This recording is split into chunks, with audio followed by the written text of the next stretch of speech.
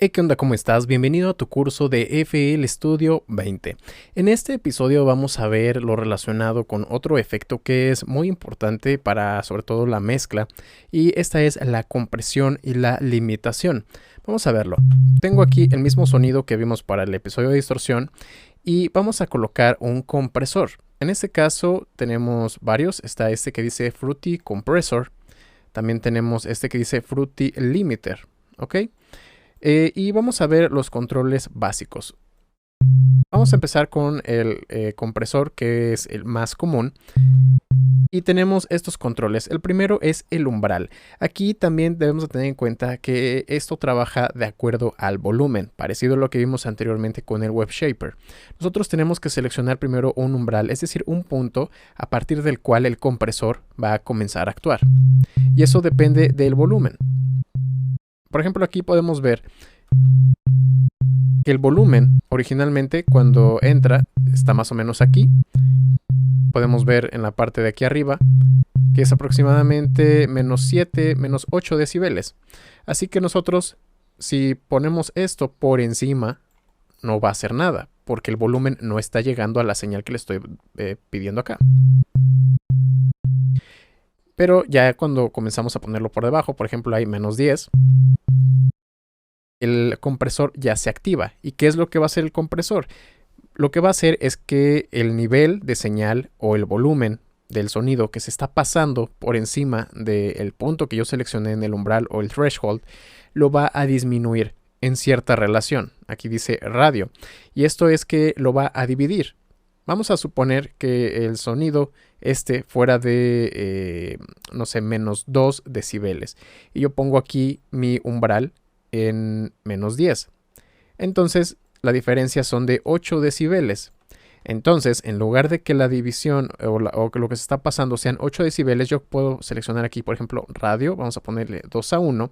Y significaría que esos 8 decibeles que están por encima del umbral los va a dividir entre 2.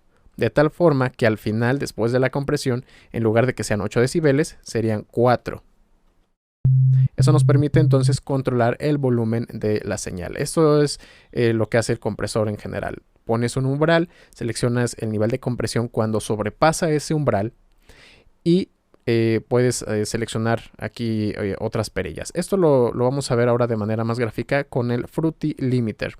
El Fruity Limiter tiene dos cosas, limitación y compresión. Vamos a dar clic acá en esta pestaña para pasarnos a la parte de compresión y vamos a ver que tiene un analizador también aquí donde podemos ver el nivel de volumen. Esto nos hace que sea mucho más fácil colocar el umbral. Podemos ver que aquí al inicio de cada nota hay como que un pico y como va bajando de volumen podemos ver los escalones que hay de las diferencias de volumen. Supongamos que solamente quiero afectar al primer escalón de volumen. Con esto yo puedo poner mi umbral. Si lo coloco aquí, este escalón está quedando por encima del umbral. Y aquí este ligero piquito que es del comienzo de la segunda nota. Ok, ya tengo entonces ahí el threshold, que es lo mismo que vimos acá. Ahora vamos a seleccionar el radio. Vamos a ponerlo, por ejemplo, igual en 2. Ok, entonces podemos ver aquí, nos estará mostrando de manera gráfica cómo se pone en morado la disminución de volumen que está haciendo. Y aquí también podemos ver esta gráfica que está siguiendo ese pico, esa disminución. Ok, voy a poner el umbral más abajo para que, por ejemplo, aquí el 1, 2, 3, 4, 5, las primeras 5 notas estén siendo afectadas por el compresor. Ahí podemos ver cómo es más evidente la disminución de volumen. No podemos ver cómo aparece más en morado y cómo en blanco es el resultado final. Y lo que está haciendo es que prácticamente la primera nota, la segunda, la tercera las está igualando en volumen. Esa es una de las funciones de los compresores. Como estás disminuyendo el volumen que pasa de cierto nivel, lo va a igualar con lo que está un poquito más abajo. Está comprimiendo, está apretando la señal. Muy bien, ahora tenemos también un par de controles adicionales y este es el knee. O bueno, en inglés se traduce literalmente como rodilla, pero esto lo que nos dice es cuánto tiempo va a tardar el compresor en llegar a esa señal de comprimida una vez que se alcanzó el umbral. Si yo lo pongo muy suave, es decir, completamente hacia la izquierda, aquí se puede dar cuenta que aunque ya pasó el umbral, todavía no se activa la compresión porque está esto muy suave.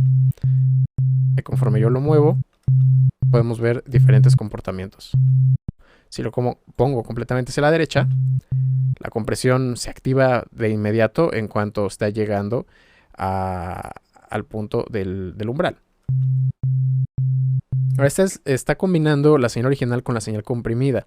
Después tenemos el ataque y el release, y es aquí donde normalmente se llega a confundir porque se parecen mucho. Y es que el ataque nos dice cuánto tiempo tarda el compresor en encenderse. ¿Ok? Es decir, no es cuánto tiempo tarda en comprimir, sino cuánto tiempo tarda en encenderse el compresor, como si moviéramos esta perilla. ¿Ok? Voy a dejar el ni ahí en la parte de abajo. Vamos a poner el radio igual 2:1. Ahí podemos ver que está comenzando casi de inmediato. Pero en cuanto yo empiezo a mover el ataque, porque aquí estaba en 0 milisegundos, es decir, instantáneo. Ahora le vamos a poner, por ejemplo, 10 milisegundos. Podemos ver que hay una pequeñita curva. Lo voy a poner más exagerado. Ahí podemos ver ya cómo el pico se está acrecentando. Y si lo ponemos exageradamente grande, ahí se ve cómo ya no alcanza a comprimir el inicio de la señal. Y si lo ponemos completamente al máximo, en algunos casos ya ni siquiera alcanza a comprimir. Y el segundo es el release, es decir, la relajación. Cuando la señal ya bajó, ¿no? Del umbral, ya está por debajo del umbral, cuánto tiempo tarda el compresor en apagarse. Podemos ver esta nota, por ejemplo, ya está inmediatamente debajo del umbral y ya no se muestra ninguna compresión, no se ve nada morado. En cambio, si lo pongo muy largo,